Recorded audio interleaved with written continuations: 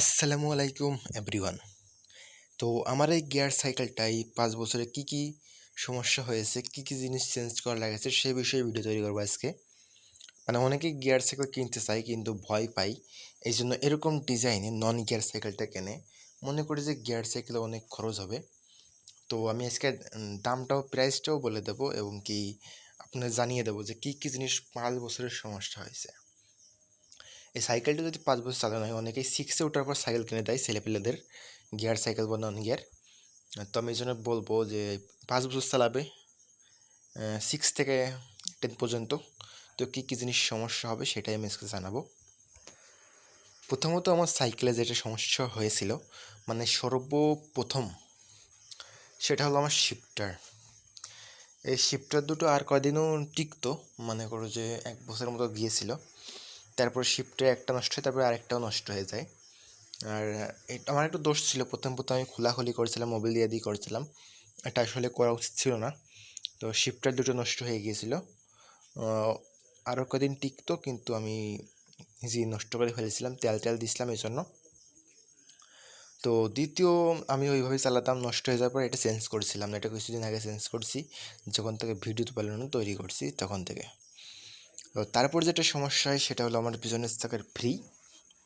তো এই ফ্রি মনে করো যে দাঁত তো ক্ষয় হয়ে গিয়েছিলো, ঠিক আছে, চলতে চলতে দাঁত ক্ষয় হয়ে গেছিলো, চেনটাও নষ্ট হয়ে গেছিলো। তো প্রথমে ফ্রি নষ্ট হয়েছিল।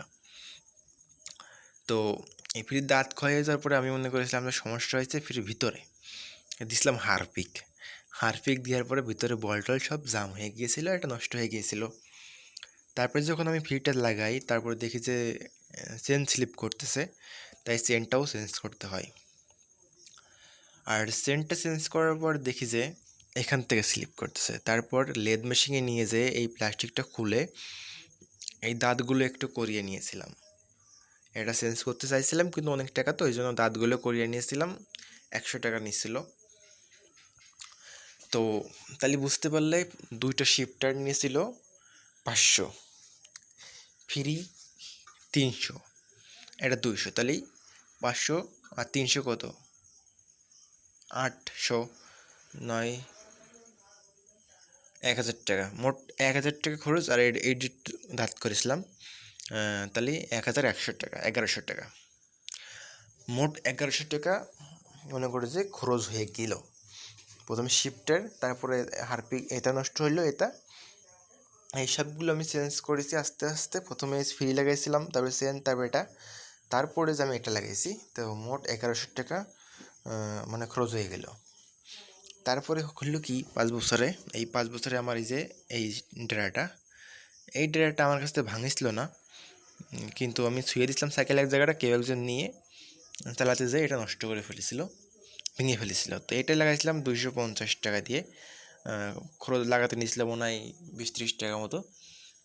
যাই হোক, তাহলে হলো কত, এটা ধরে নিলাম 300 টাকা ধরলাম, লাগামাগা 300 টাকায় নেয়, আমার কাছ থেকে একটু কম নিয়েছিল। তাহলে 1100 টাকা, 300 টাকা, তাহলে 1400 টাকা। 1400 টাকা কিন্তু চলে গেছে 5 বছরে, এইগুলো জিনিস নষ্ট হয়েছে। আর এটা ভাঙতো না, আমার কাছ থেকে ভাঙিছিল, মানে আমি যে আমার বেখেয়ালের জন্য সাইকেলটা ধুয়ে গেছিলাম, কি একজন চালিয়ে চালিয়ে নষ্ট করে ফেলছিল। তো 1100 টাকা, 1400 টাকা চলে গেছে। এই বেলটা ভেঙে যায় এখান থেকে, এখানে আট মারিছিলাম, এটা কোনো খরচ নাই, আমি নিজেই করছিলাম। তারপরে চেঞ্জ হওয়ার ভিতরে করছিলাম আমার বেবি সেট। এই বেবি সেটটা নিয়েছিল 250 টাকা বলের। এটা ব্রাইঙের লাগালে অনেক বেশি, কিন্তু আমি বোলেরটা লাগিয়েছি, বুঝতেই পারছো। এটা বোলেরটা ছিল, নষ্ট হয়ে গেছিলো, তা 250 টাকা দিয়ে লাগাইছিলাম, তাহলে 1400, 15, 1600 টাকা, 1650 টাকা চলে গেল। তাহলে এই 5 বছরে আমার খরচ হলো 1650 টাকা মোট নষ্ট হওয়ার ভিতরে। আর কোনো কিছুই আমার সাইকেলে তেমন নষ্ট হয়নি। গ্রিপটা নষ্ট হয়ে গেছিলো, 100 টাকা দিয়ে লাগাইছিলাম গ্রিপ, এই গ্রিপ দুটো নষ্ট হয়ে গেছিলো। তাহলে 1600 আর 100 টাকা, 1700 টাকা, 1700 টাকা চলে গেছে আমার সাইকেলের পিছনে মোটমাট। এখন 1700 টাকা যাওয়ার পরে আর কি সমস্যা হয়েছিল, আর তেমন কিছুই সমস্যা হয়নি। আমার এই যে ব্রেক সেট দুটি চেঞ্জ করেছিলাম ক্যালিপার শুদ্ধ, এটা আমার দোষে চেঞ্জ করেছিলাম। এটা আমি বলবো না, সাইকেলের তেল অটোমেটিক নষ্ট হয়ে গেছিলো। সাইকেল আমি 3 জন নিয়েছিলাম, এখানে একজন, এখানে একজন, এখানে একজন, এই 3 জন নেওয়ার পরে এটা ভেঙে গিয়েছিল, মানে চাপটা সহ্য করতে পারেনি। সাইকেল তো একজনের জন্য তৈরি করা, খুব বেশি দুজন নেওয়া যাবে, এখানে একজন। তো 3-4 জন নেওয়ার জন্য সাইকেলের এটা চাপ সহ্য করতে পারছিল না। ব্রেকের চাপ আছে না, মানে ভারী ওজন নিয়ে সাইকেল যখন যাচ্ছে সেখানে ব্রেকটাও তোর কড়া হওয়া লাগবে। তো এগুলো ভেঙে গেছিলো, আমি লাগাইছি, এটা আমি ধরবো না। তাহলে মোট কত হলো? 1700 টাকা, 1750।